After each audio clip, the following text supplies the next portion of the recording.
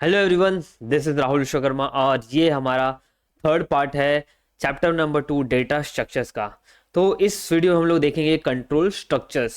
Last के video में हम लोग देखा था algorithmic notations. So I hope आपको वो अच्छे से समझ में आ गया रहेगा। नाउ इस वीडियो में हम लोग देखेंगे कंट्रोल स्ट्रक्चर्स। तो कंट्रोल स्ट्रक्चर्स जो होते हैं तीन टाइप के होते हैं। एक होता है सिक्वेंशियल फ्लो या सिक्वेंशियल लॉजिक बोलते हैं इसको। दूसरा होता है कंडीशनल फ्लो या फिर सिलेक्शन लॉजिक बोलते हैं इसे। तीसरा होता है आपका रिपीटेटिव फ्लो या फिर इसे बोलते हैं हम iteration logic. Now sequential flow में क्या होता है? तो सीक्वेंशियल फ्लो आपका, जैसे कि हम लोगों ने ये एग्जांपल देखा था सम ऑफ टू नंबर्स, ये सीक्वेंशियल फ्लो है।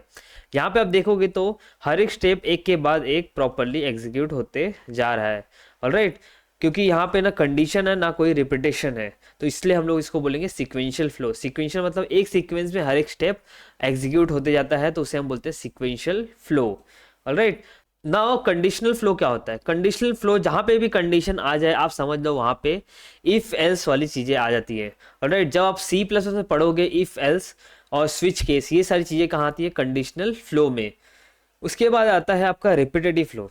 जब कोई टास्क इन रिपीटेशन में परफॉर्म करना होता है तो वहाँ पे आ जाता है रिपीटेटिव फ्लो, और वहाँ पे आ जाते हैं लूप्स, जो कि सी प्लस में आप देखोगे तो for loop and while loop use होता है। तो ये for loop and while loop भी हम यहाँ पे देखेंगे। ऑलराइट, तो उसके बाद जो अपना कंडीशनल फ्लो होता है, इसके तीन टाइप होते हैं। एक होता है सिंगल अल्टरनेटिव, एक होता है डबल अल्टरनेटिव, फिर तीसरा टाइप है उसका मल्टीपल अल्टरनेटिव। तो सिंगल अल्टरनेटिव मतलब आपका इसमें सिर्फ इफ रहेगा। राइट, तो सिंगल अल्टरनेटिव में सिर्फ इफ कंडीशन रहेगी, इसलिए इसको बोलेंगे सिंगल अल्टरनेटिव। डबल अल्टरनेटिव में आपका आ जाएगा इफ और एल्स, और मल्टीपल अल्टरनेटिव में आपका आ जाएगा इफ, फिर इसके बाद आ जाएगा आपका एल्स इफ, एंड उसके बाद कितने भी आप एल्स इफ इसमें लिख सकते हो, लास्ट में आ जाएगा आपका एल्स। ठीक है, तो सिंगल अल्टरनेटिव में एक ही इफ रहता है, इसलिए यहाँ पे सिंगल अल्टरनेटिव बोलते हैं। डबल अल्टरनेटिव में इफ और एल्स दोनों रहता है, इसलिए हम इसके डबल अल्टरनेटिव बोलते हैं। मल्टीपल अल्टरनेटिव में बहुत सारे आपके if else if else if else if कितने भी लिख सकते हो, और उसके बाद लास्ट में क्या रहेगा? एल्स रहेगा, इसलिए इसको बोलते हैं मल्टीपल अल्टरनेटिव। तो हर एक टॉपिक हम लोग एक एक डिटेल में पढ़ेंगे। तो पहला हम देखते हैं सीक्वेंशियल फ्लो। तो सीक्वेंशियल फ्लो देखने के पहले हम लोग देखते हैं फ्लो चार्ट सिंबल्स, क्योंकि हम लोग जो अल्गोरिदम्स होते हैं उसको दो वे में रिप्रेजेंट कर सकते हैं। एक तो जैसे मैंने बताया था आपको कि स्टेप वाइज आप रिप्रेजेंट कर सकते हो, दूसरा आप क्या कर सकते हो, फ्लो चार्ट्स के सिंबल्स होते हैं उसके थ्रू भी आप हर एक स्टेप को रिप्रेजेंट कर सकते हो। तो फ्लो चार्ट हम लोग बहुत डिटेल में नहीं देखने वाले हैं, आपके सिलेबस में नहीं है। ओके, यहाँ पे आपका एक छोटा सा फ्लो चार्ट्स का पार्ट है, वो हम देखेंगे। तो जस्ट मैं एक आपको ओवरव्यू देने के लिए पूरा हर एक जो सिंबल्स होते हैं, तो हर एक सिंबल मैं आपको यहाँ पे एक्सप्लेन कर देता हूँ। तो यहाँ पे आप देखोगे तो क्या है? टर्मिनल, मतलब ये क्या करता है, आपका जो भी प्रोसेस स्टार्ट, जो भी स्टेप्स होते हैं वो स्टार्ट एंड स्टॉप अगर रिप्रेजेंट करना है तो आपको इससे करना पड़ता है, ये सिंबल से। उसके बाद होता है इनपुट आउटपुट। अगर आप कोई यूजर से कोई इनपुट ले रहे हो तो ये रिप्रेजेंट करता है इनपुट एंड आउटपुट। कुछ भी डिस्प्ले करते हो, कुछ भी प्रिंट करना है तो यही सिंबल रिप्रेजेंट करेगा आउटपुट का भी काम। उसके बाद आता है प्रोसेस। कुछ भी आप प्रोसेसिंग कर रहे हो, कुछ कैलकुलेशंस कर रहे हो, तो उसको आपको इसके अंदर रिप्रेजेंट करना पड़ता है। जैसे हम लोगों ने निकाला सम ऑफ टू नंबर्स, तो यहाँ पे आप लिखोगे a प्लस बी। ऑलराइट, उसके बाद आता है आपका फ्लो लाइंस। तो ये आपका बताता है कि आपके प्रोग्राम का फ्लो कहाँ से कहाँ जा रहा है। इट मीन्स सम होने के बाद आप क्या करोगे, तो ऐसा फ्लो लाइंस हम बनाते हैं अलग अलग। ऑलराइट, उसके बाद आता है डिसीजन। तो डिसीजन सिंबल आपका रिप्रेजेंट करता है इफ कंडीशंस। ऑलराइट, तो यहाँ पे आप क्या करोगे, जो भी कंडीशन रहेगा वो यहाँ पे आप लिखोगे। उसके बाद आता है कनेक्टर्स। अगर आपको एक पेज से दूसरे पेज को कनेक्ट करना है तो ये सिंबल रिप्रेजेंट करता है उसके लिए। उसके बाद प्री डिफाइंड प्रोसेस, अगर आप कोई प्री डिफाइंड प्रोसेस यूज़ कर रहे हो तो उसके लिए ये सिंबल यूज़ कर सकते हो। तो ये सारे में दो बहुत ही इंपॉर्टेंट है। एक होता है आपका फ्लो लाइंस, ये हम लोग यूज़ करने वाले हैं हर जगह, और एक होगा डिसीजन। इफ एल्स कंडीशन के लिए हम लोग ये यूज़ करने वाले हैं।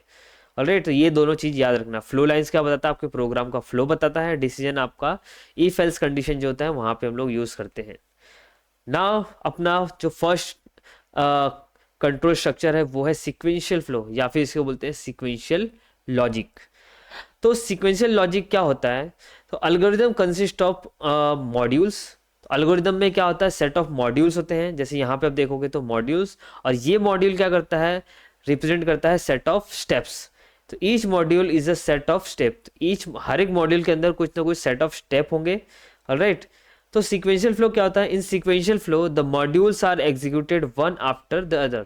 मतलब सीक्वेंशियल फ्लो में हर एक स्टेप एक के बाद एक क्या हो जाता है? एग्जीक्यूट होता है, इसलिए इसको बोलते हैं सीक्वेंशियल फ्लो।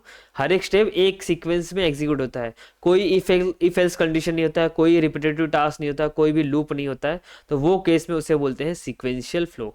जब आपका अल्गोरिदम एक के बाद एक स्टेप्स क्या करता है? एग्जीक्यूट करता है। फॉर एग्जाम्पल यहाँ पे मैंने ऐड टू नंबर्स का एक प्रोग्राम लिखा है, तो ये प्रोग्राम C++ में है। एकदम डिटेल में नहीं बताऊंगा कि ये सब क्या है, क्योंकि ये सारी चीज़ें अगर आपको देखनी है तो मेरा C++ का अलग से प्लेलिस्ट मैंने बताया है और उसमें ये सारी चीज़ें एक्सप्लेन किया है।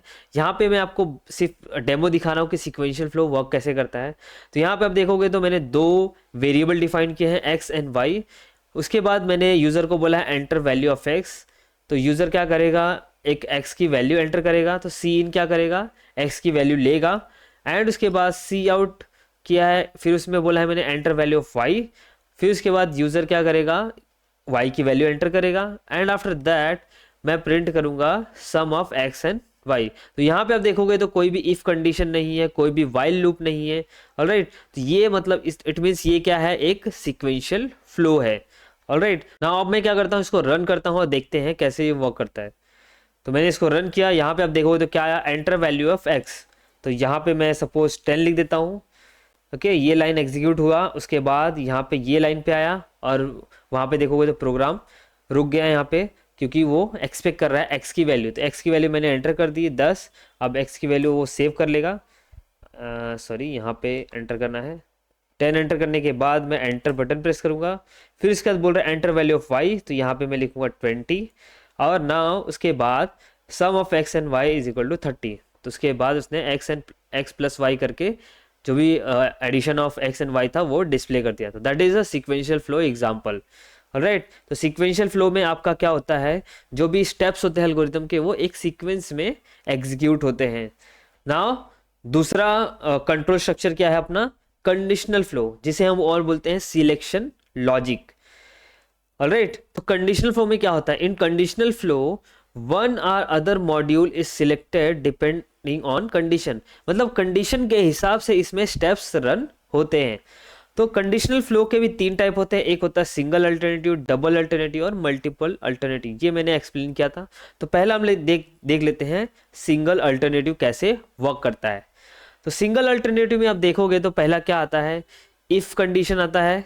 ओके, उसके बाद अगर ये कंडीशन ट्रू रहेगा, ये कंडीशन अगर ट्रू रहेगा तो ही मॉड्यूल ए रन होगा, अदरवाइज इफ कंडीशन जो है एंड हो जाएगा। ऑलराइट, तो यहाँ पे आप देखोगे तो मैंने बोला था फ्लो चार्ट यूज करेंगे। तो फ्लो चार्ट के लिए हम लोगों ने क्या किया है? कंडीशनल सिंबल यूज किया है, उसके बाद फ्लो लाइंस यूज किया है। तो यहाँ पे डायरेक्टली स्टार्ट से ऐसा स्टार्ट नहीं हुआ है, क्योंकि हमको सिर्फ समझना है कि कंडीशनल लॉजिक कैसे वर्क करता है। तो यहाँ पे आपका कंडीशन आ जाएगा, अगर कंडीशन ट्रू रहेगा तो मॉड्यूल ए रन होगा, अदरवाइज आपका जो प्रोग्राम है वो बाहर आ जाएगा। ठीक है, तो पहले मैं क्या करता हूँ? आपको प्रोग्राम दिखाता हूँ कि कैसा सिंगल अल्टरनेटिव का प्रोग्राम रहेगा, उसके बाद मैं ये आपको एक्सप्लेन करता हूँ। तो हम जाते हैं डायरेक्टली विजुअल स्टूडियो कोड में एंड उसके बाद हम रन करते हैं सिंगल अल्टरनेटिव का। यहाँ पे मैंने प्रोग्राम बना के रखा है। तो मैंने जैसे कि आपको पहला सीक्वेंशियल फ्लो का बताया था प्रोग्राम, सेम प्रोग्राम है ये भी क्या करेगा? एडिशन ऑफ टू नंबर करेगा। सिर्फ यहाँ पे चेंजेस क्या है? यहाँ पे आप देखोगे तो एक इफ कंडीशन आ गया। यहाँ पे पहला x एंड y वापस डिक्लेयर किया, फिर इसके बाद x की वैल्यू लिया, y की वैल्यू लिया। बट यहाँ पे आप देखोगे तो मैंने एक कंडीशन डाला है, if x is greater than और equal to 0 and y is greater than equal to 0 तो ही ये सम करेगा, अदरवाइज नहीं करेगा।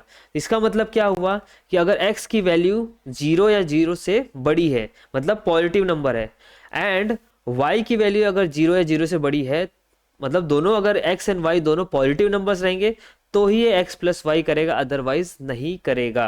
तो ऑलराइट, तो ये हो गया आपका कंडीशनल फ्लो और सिंगल अल्टरनेटिव, क्योंकि इसके अंदर क्या है? सिंगल इफ कंडीशन है। तो मैं इसको आप रन कर लेता हूँ एंड रन करने के बाद ये पूछ रहा है एंटर वैल्यू ऑफ x। तो मैं यहाँ पे 10 दे देता हूँ। सॉरी, 10 यहाँ पे एंटर हो गया। तो यहाँ पे हम क्या करेंगे? 10 लिखेंगे। उसके बाद एंटर वैल्यू ऑफ y, यहाँ पे मैं 20 लिखता हूँ। तो यहाँ पे आप देखोगे तो ये इफ कंडीशन के अंदर गया और sum of x and Y is equal to 30, right. But अगर मैं एक्स की या वाई की वैल्यू में निगेटिव डालूंगा तो क्या होगा? मैं इसको वापस रन करता हूँ।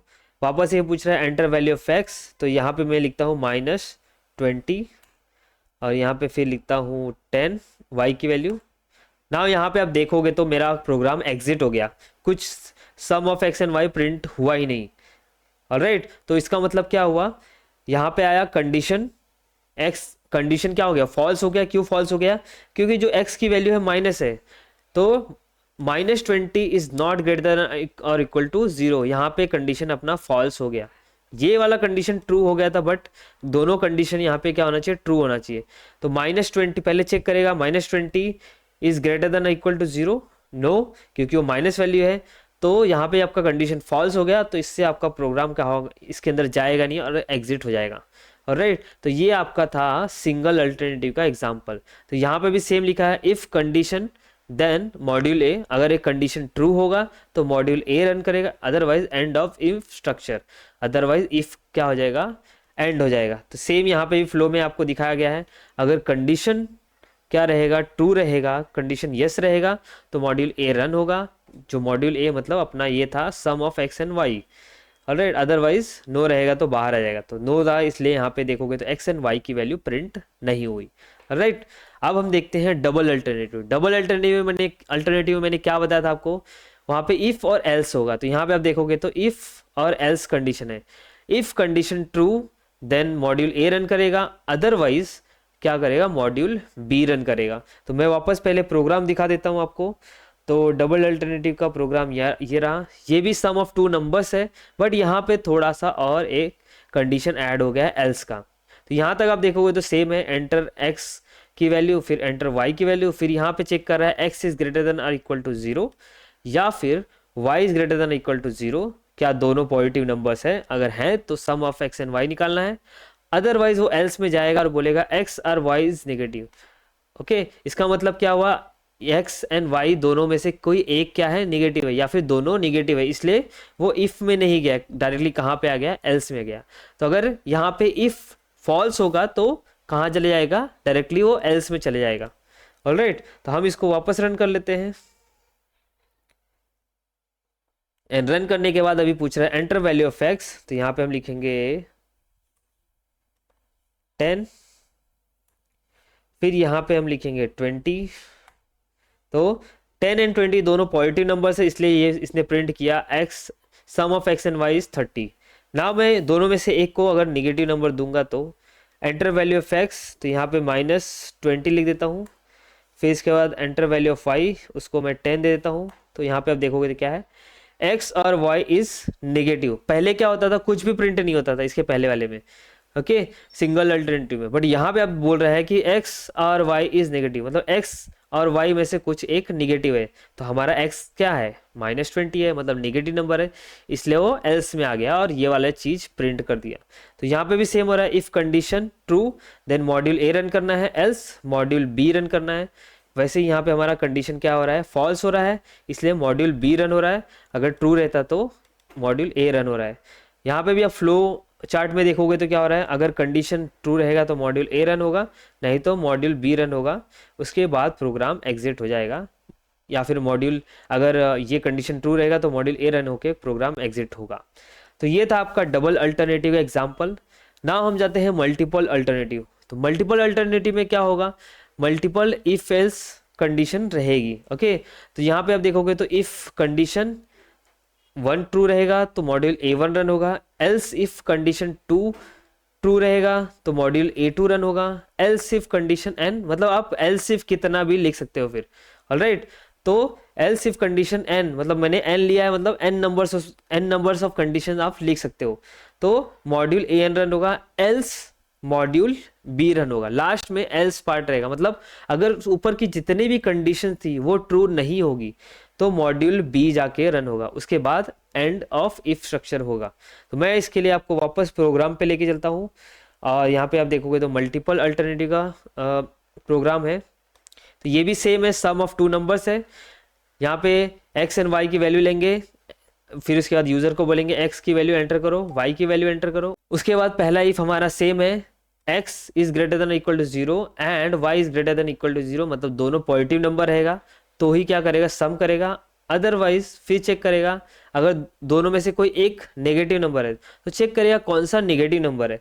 तो इसके लिए हम लोग यूज करेंगे एल्स इफ। तो एल्स इफ में आएगा और पूछेगा कि is x is less than 0, मतलब x की वैल्यू क्या है, नेगेटिव नंबर है, राइट। तो and y is greater than equal to 0, अगर x की वैल्यू नेगेटिव है एंड y की वैल्यू पॉजिटिव है तो बोलेगा x इज नेगेटिव। उसके बाद या फिर आपका ऑप्शन हो सकता है कि x इज ग्रेटर देन 0, मतलब x की वैल्यू क्या हो सकती है, पॉजिटिव हो सकती है एंड y की वैल्यू नेगेटिव हो सकती है, तभी इस कंडीशन में नहीं गया, तो इस केस में बोलेगा y इज नेगेटिव। ऑलराइट, फिर इसके बाद अगर दोनों ही क्या, ये दोनों ही कंडीशन सेटिस्फाई नहीं हुए तो इट मीन्स क्या है, दोनों ही क्या है, नेगेटिव नंबर से, इसलिए वो बोलेगा x and y both are negative.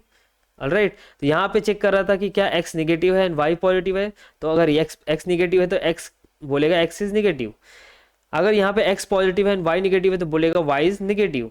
अगर दोनों ही नेगेटिव है तो एल्स में आएगा, बोलेगा x and y both are negative. तो यहाँ पे आपको ये इस प्रोग्राम में बहुत थोड़ा और डिटेल मिल रहा है कि क्या रीजन था x एंड y का सम नहीं होने का। ऑलराइट, तो ये हो गया आपका मल्टीपल अल्टरनेटिव का एग्जाम्पल। अभी मैं इसको रन करता हूँ और दिखाता हूँ कि कैसे ये वर्क करता है। तो यहाँ पे आप देखोगे तो पहला पूछ रहा है एंटर वैल्यू ऑफ x, तो मैं यहाँ पे इसकी वैल्यू 20 लिख लेता हूँ, यहाँ पे इसको -20 ले लेता हूँ। एंटर वैल्यू ऑफ y, इसको मैं 10 ले लेता हूँ। ना यहाँ पे आप देखोगे तो बोल रहा है x इज नेगेटिव, क्योंकि x की वैल्यू नेगेटिव है। पहले हमको पता नहीं चलता था कि x की वैल्यू नेगेटिव है या y की, डायरेक्टली बोलता था x और y is negative, double alternative है। बट यहाँ पे मल्टीपल अल्टरनेटिव में हम लोग ने और डिटेल में यहाँ पे प्रोग्राम को लिखा है और इसमें पता चल रहा है कि किसकी वैल्यू नेगेटिव है, जिसकी वजह से सम डिस्प्ले नहीं हुआ है। ना एक और बार रन करते हैं हम इसको, और यहाँ पे इस बार हम लोग दोनों की वैल्यू नेगेटिव लगते हैं, -20 -10। ना अब यहाँ पे बोल रहा है x and y both are negative, तो अब यहाँ पे हमारा जो अब यहाँ पे जो हमारा प्रोग्राम है वो यहाँ पे जा रहा है x and y both are negative, else में जा रहा है, क्योंकि x एंड y बोथ क्या है यहाँ पे नेगेटिव नंबर से। तो ये था आपका मल्टीपल अल्टरनेटिव का एग्जाम्पल। तो इफ कंडीशन 1 ट्रू रहेगा तो मॉड्यूल A1 रन होगा, एल्स इफ कंडीशन 2 ट्रू रहेगा तो मॉड्यूल A2 रन होगा, एल्स इफ कंडीशन n, मतलब आप कितने भी कंडीशंस लिख सकते हो। यहाँ पे आप देखोगे तो मैंने कितने कंडीशंस लिखे, एक इफ यहाँ पे लिखा, फिर इसके बाद वापस एल्स इफ, फिर वापस एल्स इफ, उसके बाद एल्स। तो इसके बाद एल्स इफ आप कितना भी लिख सकते हो। ओके, आपको जितना डिटेल में वैल्यूज चाहिए उतना डिटेल में आप एल्स इफ यूज कर सकते हो। ऑलराइट, और लास्ट में आपका एल्स रहेगा। तो एल्स मतलब अगर ऊपर की जितनी भी कंडीशन हो सेटिस्फाई नहीं होगी तो डायरेक्टली आपका प्रोग्राम एल्स में जाएगा और जो भी रहेगा एल्स में वो प्रिंट कर देगा। ओके, तो ये हो गया आपका मल्टीपल अल्टरनेटिव का एग्जाम्पल। ना उसके बाद आता है रिपीटेटिव फ्लो। ओके, तो मैंने बोला था जहाँ पे भी रिपीटेटिव टास्क आते हैं वहाँ पे हम यूज़ करते हैं लूप्स। ऑलराइट, क्योंकि हम ह्यूमंस क्या होते हैं, कोई भी चीज़ जहाँ पे रिपीटेशन होता है वहाँ पे कुछ ना कुछ ऑटोमेशंस कर देते हैं, वहाँ पे रोबोटिक आर्म्स या कुछ ना कुछ ऑटोमेशंस कर देते हैं जहाँ पे भी रिपीटेटिव टास्क जो है ह्यूमंस को परफॉर्म नहीं करना पड़े।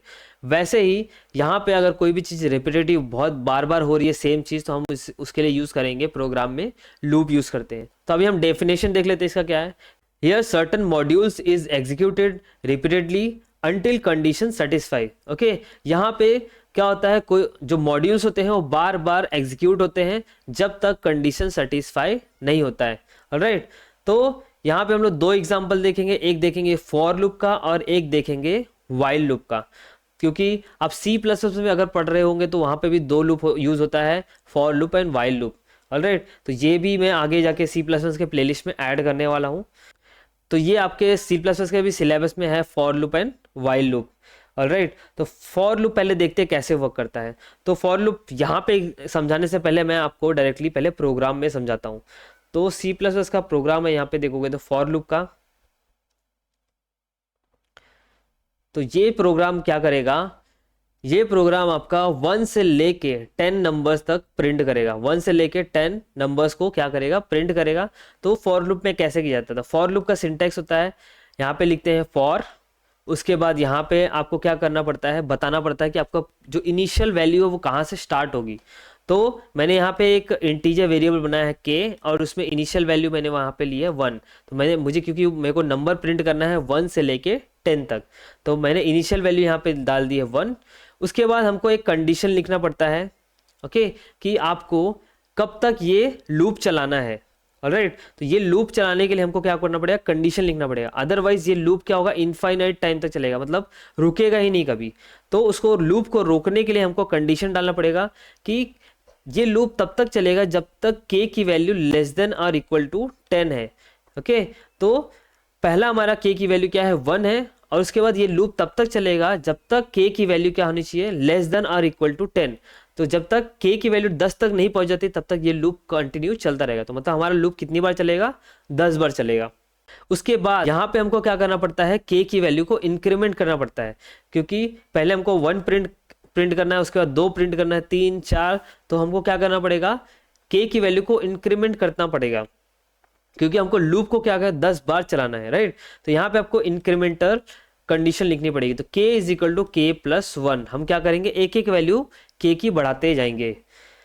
उसके बाद हम लूप के अंदर आएंगे और k की वैल्यू जो भी रहेगी वो प्रिंट कर देंगे। ऑलराइट, अब मैं इसको रन करता हूँ और देखते क्या इसका आउटपुट आता है। तो रन किया मैंने यहाँ पे अब देखोगे तो मेरा लूप कहाँ से 1 से लेके 10 तक चला, और इसने प्रिंट किया 1 से लेके 10 नंबर तक। ऑलराइट, तो ये हो गया आपका फॉर लूप का सिंटैक्स।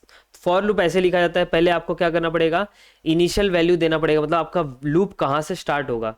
ओके, तो मैंने लूप स्टार्ट किया है 1 से, और कितनी बार आपका लूप चलेगा उसका कंडीशन यहाँ पे आपको डालना पड़ेगा कि k की वैल्यू जब तक लेस देन और इक्वल टू 10 है तब तक मेरा लूप चलना चाहिए।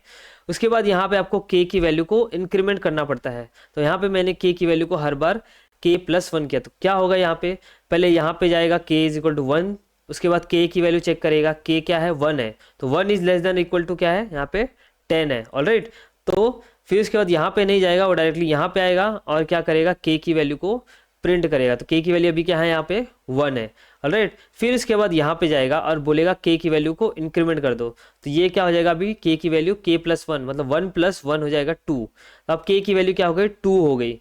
वहाँ ना वापस यहाँ पे आके चेक करेगा क्या 2 छोटा है 10 से, तो हाँ 2 छोटा है 10 से, वापस आके k की वैल्यू प्रिंट करेगा। वापस जाएगा यहाँ पे k की वैल्यू को बढ़ा देगा, तो अभी k की वैल्यू क्या है 2 है, तो यहाँ पे कर देगा 2 प्लस 1। ऑलराइट, फिर इसके बाद यहाँ पे आएगा क्या, 2 प्लस 1 कितना हो गया, 3 हो गया। क्या 3 लेस देन और इक्वल टू 10 है, जी हाँ 3 लेस देन और इक्वल टू 10 है। फिर 3 की वैल्यू प्रिंट करेगा, वापस यहाँ जाएगा, k की वैल्यू को वापस 1 बढ़ा देगा, तो यहाँ पे 3 प्लस 1 कितना हो जाएगा 4। अब k में कितना आ गया 4, तो क्या 4 लेस देन इक्वल टू 10 है, जी हाँ। उसके बाद यहाँ पे प्रिंट करेगा, ऐसे ही कहाँ तक जाएगा, आपका 10 तक जाएगा। ऑलराइट, तो ये ऐसे ही लूप वर्क करता है आपका सी प्लस में, और यही सेम यहाँ पे भी एल्गोरिदम में एक्सप्लेन करना है आपको। तो यहाँ पे आप देखोगे तो पहला क्या है, repeat for k is equal to r to s by t। इसका मतलब क्या हुआ, रिपीट फॉर k, k के लिए तुमको रिपीट करना है। हम लोग ने k की वैल्यू वहाँ पे क्या लिखी थी, k इज इक्वल टू, यहाँ पे r है, r की जगह पे हम लोग ने 1 लिखा था। कहाँ तक रिपीट करना है हमको, s तक, तो हमारा s क्या था वहाँ पे, s इज इक्वल टू हमारा 10 था। ओके, और t क्या था यहाँ पे, s by t। Okay, repeat for k is equal to r to s तक हमको रिपीट करना है k की वैल्यू को, और किसके थ्रू, t के थ्रू। तो t की वैल्यू वहाँ पे क्या थी, हमेशा वहाँ पे हमारा t की वैल्यू 1 थी, जो हम इंक्रीमेंट कर रहे थे, याद करो। यहाँ पे ये जो 1 है ना, ये t है।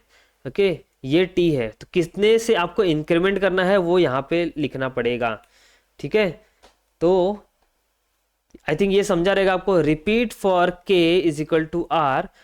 ओके, तो क्या बोल रहा है ये, रिपीट फॉर लूप किसके लिए, k के लिए, हाँ, जिसकी वैल्यू क्या है, इनिशियली r है मतलब जिसकी वैल्यू हम लोग ने 1 रखी थी, टू s मतलब कब तक रिपीट करना है लूप को, s तक रिपीट करना है, हम लोग ने 10 तक रिपीट किया था, बाई t। ओके, मतलब कितने तक उसको इंक्रीमेंट करना है, बार बार t से इंक्रीमेंट करना है।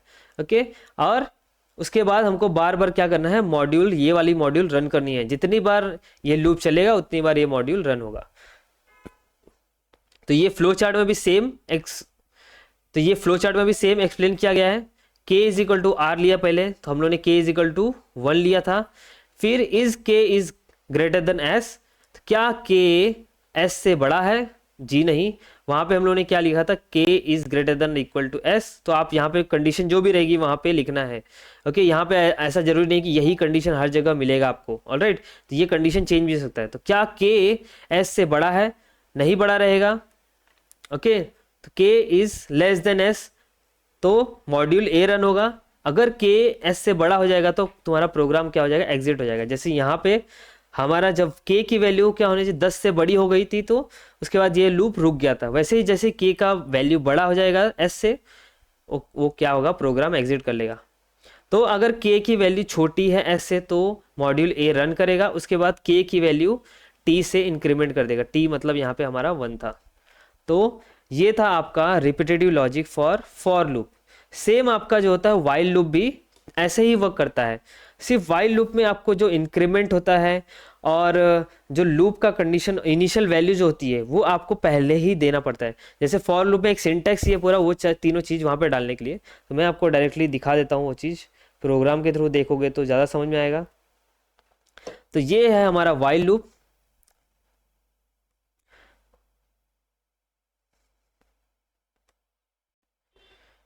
तो ये है हमारा वाइल लूप। यहाँ पे आप देखोगे तो क्या है? मेन फंक्शन है। अब यहाँ पे आप देखोगे तो वाइल और फॉर में क्या डिफरेंस है? तो वाइल में सिर्फ हम कंडीशन लिखते हैं, फॉर में हम लोग 3 चीज लिखते थे, बट वाइल में हम लोग सिर्फ कंडीशन लिखेंगे। ओके, जो ये वाली चीज थी, ये वाली चीज थी, हम वाइल में यहाँ पे लिखते हैं। उसके बाद जो पहली चीज थी हम खुद से बनाते हैं, इंट के इज इक्वल टू 1, वो पहले लिख दिया।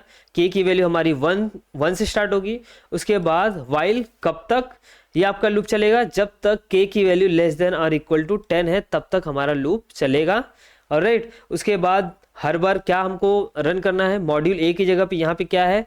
हमको सी आउट, मतलब क्या करना है? के की वैल्यू बार बार प्रिंट करनी है। उसके बाद ये वाली जो चीज़ थी के इज इक्वल टू के प्लस 1, वो हमने नीचे लिखा के इज इक्वल टू के प्लस 1।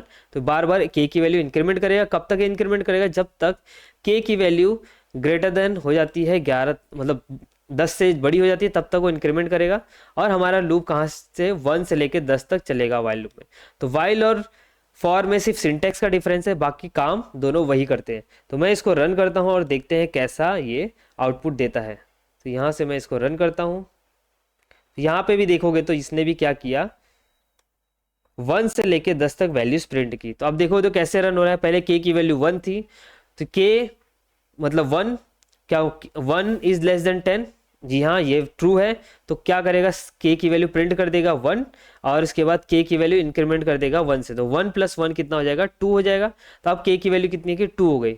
अब यहाँ पे वापस जाएगा, क्या 2 लेस देन और इक्वल टू 10 है? जी हाँ। तो यहाँ पे आके 2 प्रिंट कर देगा, एंड उसके बाद वापस 2 प्लस 1 करेगा तो कितना हो जाएगा? 3। अब के की वैल्यू कितनी हो गई? 3 हो गई। तो अब यहाँ पे वापस आएगा और बोलेगा क्या 3 लेस देन और इक्वल टू 10 है? जी हाँ। तो वापस आएगा, यहाँ पे 3 प्रिंट करेगा और वापस के की वैल्यू इंक्रीमेंट करेगा। वैसे ही यहाँ तक 9 तक जाएगा, और 9 पे आएगा तो 9 प्लस 1 कितना हो जाएगा? 10 हो जाएगा। क्या 10 इज लेस देन और इक्वल टू 10 है? हाँ, 10 लेस देन नहीं है बट इक्वल टू है। तो वापस 10 की वैल्यू प्रिंट करेगा और यहाँ पे आएगा तो 10 प्लस 1 करेगा तो कितना हो जाएगा? 11 हो जाएगा। फिर यहाँ पे चेक करेगा क्या 11 इज लेस देन 10? क्या 11 लेस देन और इक्वल टू 10? जी नहीं, 11 बड़ा है 10 से। तो यहाँ पे आपका लूप ब्रेक हो जाएगा और आपका 10 टाइम ये लूप चलेगा और 10 नंबर ये प्रिंट करेगा। ऑलराइट, तो ये हो गया आपका फॉर एंड वाइल लूप। तो ये था आपका पूरा डिटेल में कंट्रोल स्ट्रक्चर्स। तो आपके लिए कुछ क्वेश्चंस हैं जो आपको अगर आते रहेंगे तो कमेंट सेक्शन में आप उसका आंसर मेंशन कर सकते हो। पहला क्वेश्चन है, when will be loop stop in repetitive flow? Repetitive flow जो for loop and while loop है उसमें लूप कब स्टॉप होता है? इसका आंसर आपको देना है। Okay, type of control structures. तो कंट्रोल स्ट्रक्चर्स के कितने टाइप होते हैं वो आपको तीनों टाइप मेंशन करने हैं। Which condition flow has only one if condition? कौन से कंडीशनल फ्लो में, जो अपना कंडीशनल फ्लो था उसमें किसमें सिर्फ एक ही इफ कंडीशन आता है? तीन टाइप बताए थे मैंने, तो उसमें सिर्फ ए इफ कंडीशन सिर्फ एक ही होता है, उसमें एल्स भी नहीं रहता, सिर्फ इफ कंडीशन रहता है। तो ये तीनों का आंसर आपको अगर आते रहेंगे तो कमेंट सेक्शन में मेंशन करना। तो इस वीडियो को यही एंड करते हैं। अगर आपको वीडियो अच्छा लगा तो प्लीज़ लाइक कर देना, और अभी तक अगर आपने चैनल को सब्सक्राइब नहीं किया है तो प्लीज़ सब्सक्राइब भी कर देना, इससे मुझे मोटिवेशन मिलता है आपके लिए और भी अमेजिंग वीडियो बनाने के लिए। तो मिलते हैं नेक्स्ट वीडियो में, टिल देन बाय बाय।